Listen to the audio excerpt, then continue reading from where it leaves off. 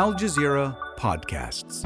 Today, Ecuador, one of the most dangerous countries in the world, heads to the polls. Incumbent President Daniel Noboa will again face leftist Luisa Gonzalez, who lost to him in a snap election 18 months ago. How a country once known as an island of peace descended into chaos, and what's at stake as voters decide between two starkly different visions for the future. I'm Natasha Del Toro, and this is The Take.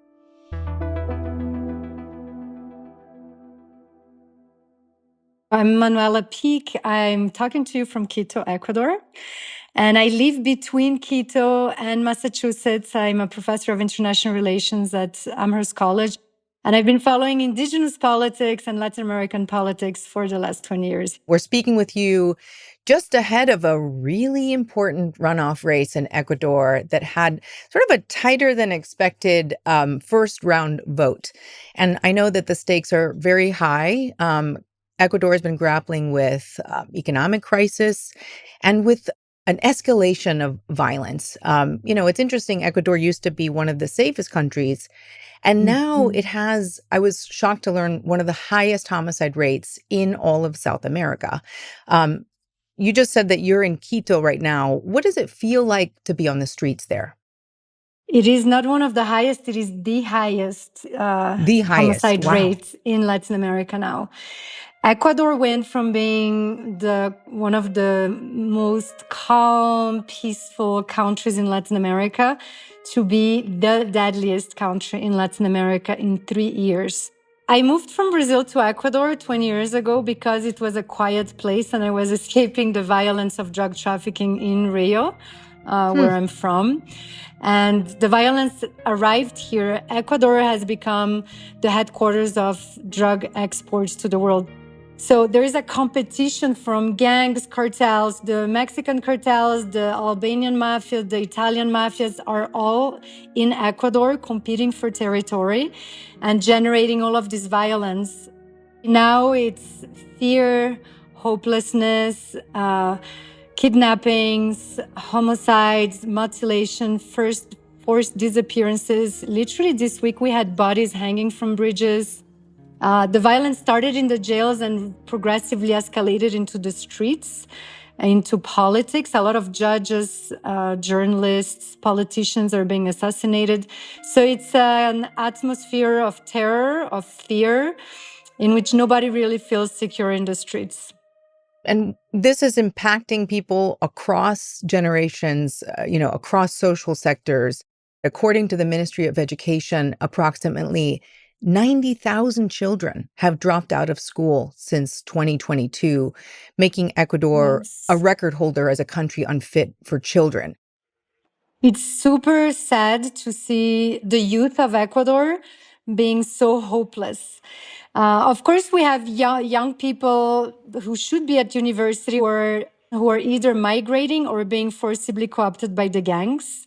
But we also have very young children who are 14, 12, even 10 years old, who are forcibly co-opted by the gangs, who have guns and who are trained into killing, right? Sicariato.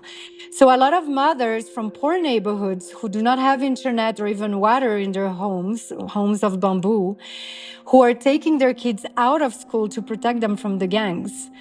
But even in the neighborhoods, the gang come by and try to forcibly recruit the kids to protect them, to monitor the neighborhood against the police. And we have some reports from last month in Guayaquil of children who are 10 years old who are having their tongues cut off by the gangs so they don't inform the police. Oh, my gosh. I mean, and of course, this becomes a cyclical problem. If the kids are taken out of school, then to be protected from the gangs, then their futures are, limited, making it perhaps more likely that they end up joining a gang. So now you've set the stage for us to really understand what's been happening in Ecuador. Let's talk about the two main candidates who are in this really tight race right now and who are vying to lead the country out of this mess, right? Manuela, could you begin by introducing each of these candidates, starting with the incumbent, Daniel Noboa, who has been in office since November 2023. Who is Daniel Noboa? And what has his time in office been like so far? So this is the tightest presidential race in the history of Ecuador, just to set the stage. And the two candidates, the incumbent, Daniel Noboa, is the current president, and he represents the oligarchy, right? He's the heir of the largest banana empire in Ecuador, of one of the richest families of the country, the Noboa family, who has all kinds of businesses, who runs the country. He was born in the US. He has a US citizenship. He speaks English better than he speaks Spanish. In accordance with the Charter of the United Nations, the Security Council recalls the single... And his agenda is a very oligarchical, US-focused, hyper-militarized, with an expansion of the jail system kind of agenda. And Noboa's mano dura, or strong hand, got even stronger last week after voters approved a referendum increasing his authority. They include measures allowing him to deploy the military against gangs, more easily extradite accused criminals, and lengthen prison sentences for convicted drug traffickers. The reality is that since he arrived in office, he declared a war on gangs a year ago now. But the level of homicide rates, the insecurity has only been skyrocketing. January 2025 was the most violent month on record in the history of Ecuador. So things are not getting better. Whatever he's doing, he's failing at it. I mean, and what you're describing kind of reminds me a little bit of he's maybe trying to emulate El Salvadorian President Nayib Bukele. Like he seems like he's taking a page from that book. And, you know, in fact, I know there was a huge scandal recently of these, a really sad story of these four Afro-Ecuadorian boys who were, I think, out playing in the street, and then they were detained by the military in, one of these military operations, and then their bodies were found. What a serious irresponsibility in this country. Because they did not know how to pull the strings, they did not respect due process. They have violated the Constitution of the Republic, the rights of all of us Ecuadorians. What does that say about Noboa's approach? So the mano dura has been one of, we're going to give impunity to the police to hit hard onto the gangs. But the police and the military have been hitting hard on civilians. Los Cuatro de Guayaquil, the four of Guayaquil, were four teenager kids, like 12 to 16, who were playing soccer. And they're detained by the police arbitrarily one night. They're disappeared, and their bodies are found with signs of torture, mutilated, decapitated, weeks later. But these are just four little kids of over 6,000 people who were forcibly disappeared, with the cases unsolved in Ecuador. So there's a huge crackdown, not on the gangs, but on civilians, on racialized civilians, Afro-Ecuadorians, indigenous Ecuadorians, anybody with tattoos.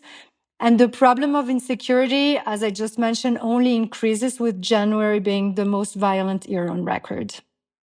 And so this vote is going to be a kind of referendum then on Noboa's stint in office so far, you know, in the midst of all of this violence and scandals like the one that you just mentioned. His challenger is Luisa Gonzalez, and she's a protege of President Rafael Correa, who was a left-wing leader who governed in Ecuador from 2007 to 2017. My obligation is to protect Ecuadorians, and don't mention Rafael Correa as in front of you. Whether you like it or not, there's a woman, Luisa Gonzalez. If she wins, she's going to be the first elected female president in the country. And we know that she's gotten the approval of Mexico's President Claudia Sheinbaum. So what does Luisa Gonzalez represent to Ecuadorians?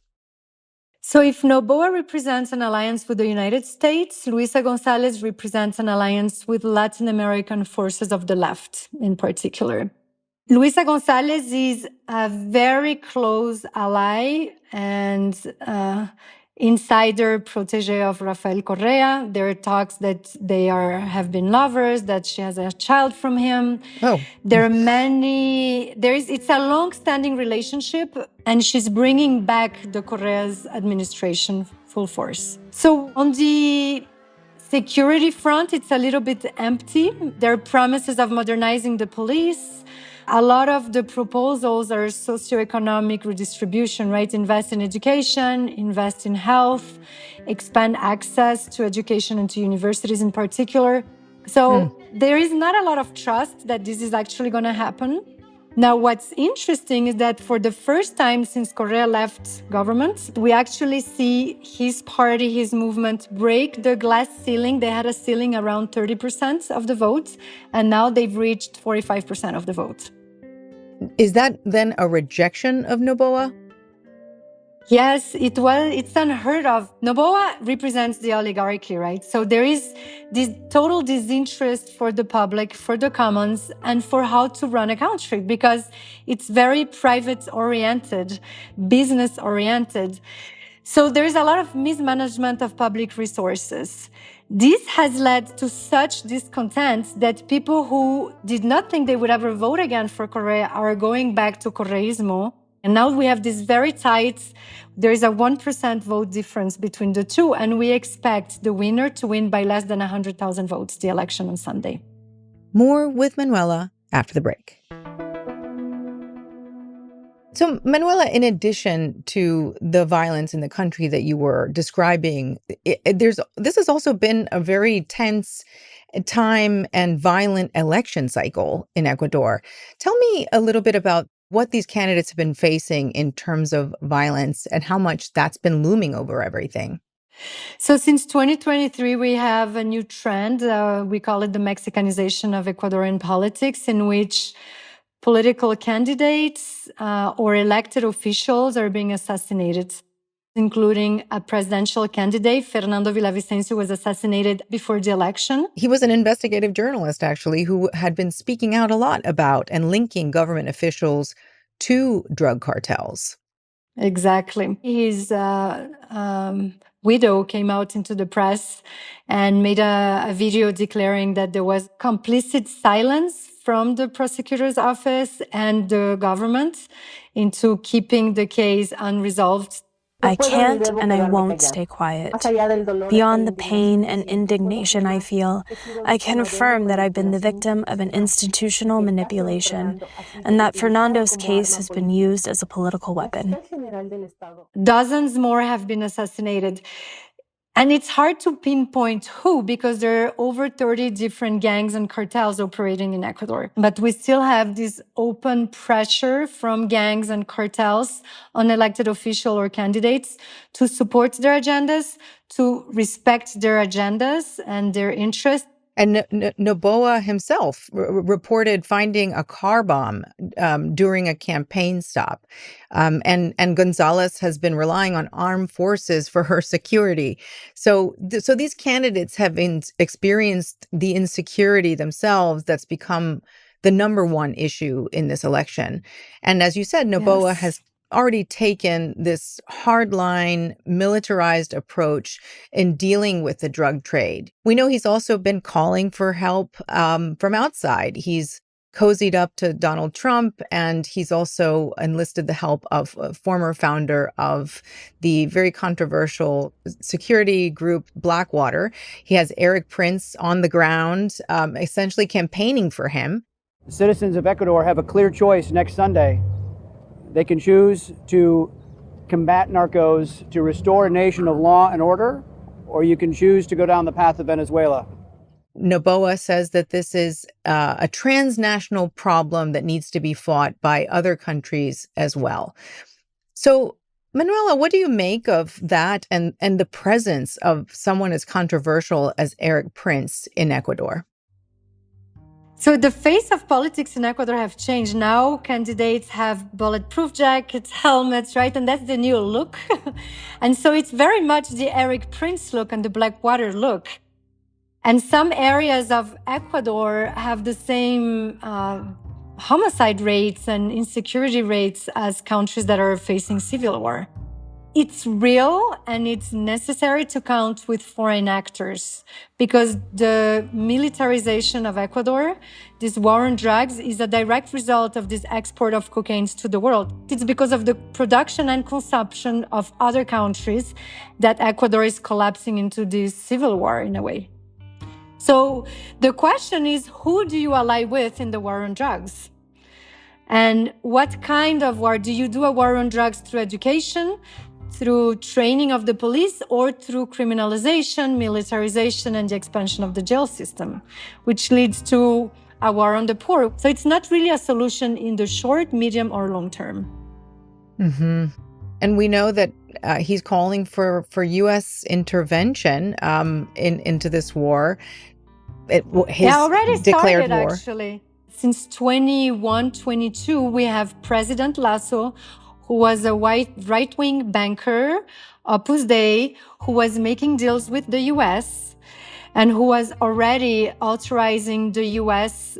To occupy and control Ecuadorian airspace through drones and others.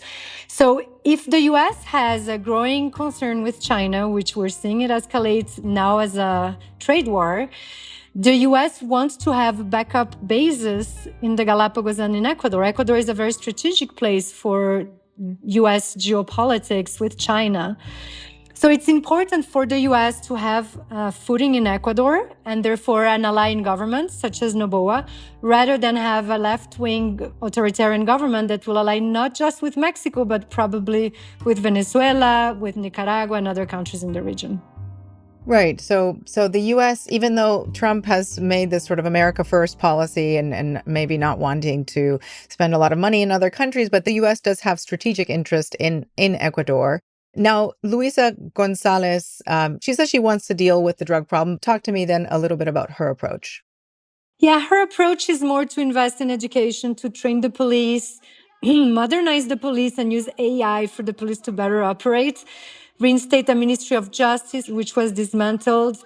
But the alliances that will happen if the Luisa Gonzalez movement comes to power is going to be with Latin American countries. It's going to be with Brazil, with Venezuela, with Colombia. So their approaches are very different. And to go back to Noboa, he has made cracking down on crime and violence the thrust of his entire platform, right? But his family, which owns the banana company Noboa Trading, has actually been accused of smuggling cocaine out of Ecuador in banana crates. There was recently an investigation that was published in a magazine called Raya Magazine that got access to police documents that detail how the company has been involved in exporting more than 0.5 ton of cocaine since 2020 to several European countries. Why isn't that a bigger story? So those who were supposed to solve the cocaine war are actually benefiting from it through the banana exports. So the Noboa family is either unable to stop the export of cocaine in its containers or unwilling to stop it. And that's precisely why Luisa Gonzalez is getting more votes than ever before. And Luisa Gonzalez actually confronted him with these allegations at a presidential debate recently. My question is clear. Are you or are you not the owner of Noboa Trading? The company through which bananas laced with drugs were exported in 2020, 2022, and 2024, while you were already president and 5 prosecutors have been replaced, yet no one knows the truth to this day? I am not the owner of the company, but members of my family are involved in it. Noboa Trading has cooperated in each of these cases, and this has been clarified with the prosecutor's office. This clears any Noboa Trading officials of any illicit acts. The recurring answer is that the family doesn't know and is unable to stop what enters the containers. So they don't even deny that the cocaine enters the containers. But if a family business that runs the country, that's one of the richest families and largest corporations in the country, is not able to stop cocaine to enter their private containers, how are they going to solve the drug trade in Ecuador? That is the question in this election. And Manuela, so many Ecuadorians want to escape the violence that is happening in their country by fleeing to the United States, and many already have. But the Trump administration has been ramping up deportations, and migration is going to become more and more difficult. You've lived in Ecuador for many years now, and you've witnessed the transformation of your country. What are the immediate challenges then for whoever becomes the next president? And do you think either of these candidates has what it takes? Neither has what it takes because one is unable to solve it until now. And we have seen under Noboa's administration, crime rates just skyrocketing. The other one, one of the reasons why there were strong mobilizations against Correa a few years ago, it's because he wanted to pass a law for indefinite re-election of the president. So there is an attempt to stay in power forever in ending elections, right? So very authoritarian tendencies on both sides, total disregard for nature, the environment, human rights on both sides. So what we're seeing now is this competition between two autocratic models. And it makes me sad to hear that you don't have a lot of faith in either of these candidates in improving the situation in a country that you live in, that you've lived in for more than 20 years, and that you love. It's a shared sense of hopelessness. And now what Ecuadorians are thinking is, who will stay in office the shorter time? Who will actually allow for elections to keep on happening so that we can wait for another option in the future? Because neither of those is going to provide horizons, hope, opportunities. And the sense now in Ecuador is to just stay alive until the next wave passes and that we can breathe again. And that's The Take. If you want to catch more episodes like this one, make sure you're following our YouTube playlist. That's where you'll find all of our recent content updated regularly so you never miss an episode. And while you're at it, hit that subscribe button so you stay in the loop with all things Al Jazeera English. See you tomorrow.